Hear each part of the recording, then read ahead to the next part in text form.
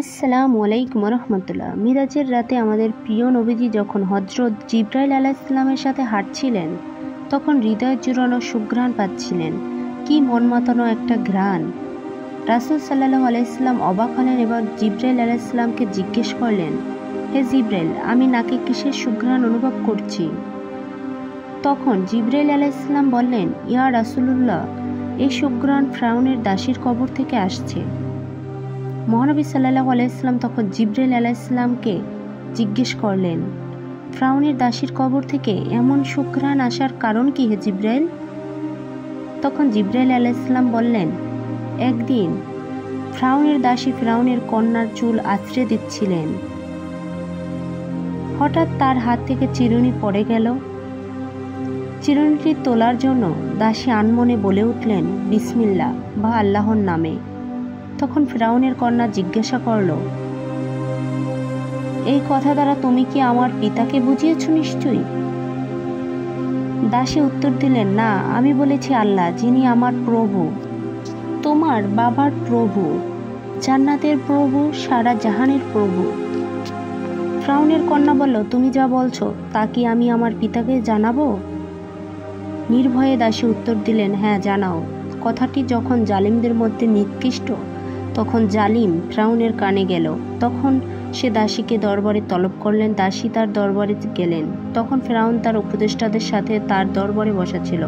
তাচ্ছিল্যের সুরে সে দাসীকে জিজ্ঞেস করল, হে আমার দাসী, তোমার প্রভুকে? সাথে সাথে দাসীর নির্লিপ্ত উত্তর, আল্লাহ, যিনি আমার প্রভু এবং তোমারও প্রভু। দাসীর এমন উত্তর শুনে ফিরআউন ক্রোধ মাখানো অট্টহাসিতে ফেটে পড়ল। বলল, যাও, বাড়ি যাও। পরদিন ফিরআউন সেই দাসী ও তার সন্তানদের দরবারে হাজির করার জন্য রক্ষীদের পাঠালো। যখন দাসীকে দরবারে হাজির করা হলো তখন তিনি দেখলেন ফিরআউন একটি বড় কড়াইয়ের পাশে পায়চারি করছে। ইবনে কাদির রাদিয়াল্লাহু তাআলা আনহু এই কড়াইকে বর্ণনা করে বললেন, এমন বিশাল একটি কড়াই যেখানে অনায়াসেই বিশাল সাইজের একটি গরু ঠাঁই পাবে। তিনি আরও বলেছেন, সেই কড়াইয়ে তেল টকবক করে ফুটছিল এবং কড়াইয়ের নিচে দাউ দাউ করে আগুন জ্বলছিল। সন্তানসহ হাজির করানোর পর ফিরআউন দাসীকে বলল, ওহে দাসী, এবার বলো তোর প্রভুকে? এবারও দাসী ভয়হীন উত্তর, আল্লাহ, যিনি আমার প্রভু এবং তোমারও প্রভু। এ কথা শুনে ফিরআউনের আদেশে রক্ষীরা তার বড় সন্তানকে ফুটন্ত তেলে নিক্ষেপ করল। মা মা চিৎকার করতে করতে দাসীর ছেলেটি উত্তপ্ত তেলে নিমিষেই গলে গেল।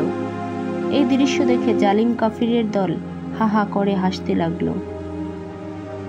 প্রথম সন্তানকে হত্যা করার পর ফিরআউন আবারও জিজ্ঞেস করল, হে আমার দাসী, তোমার প্রভুকে?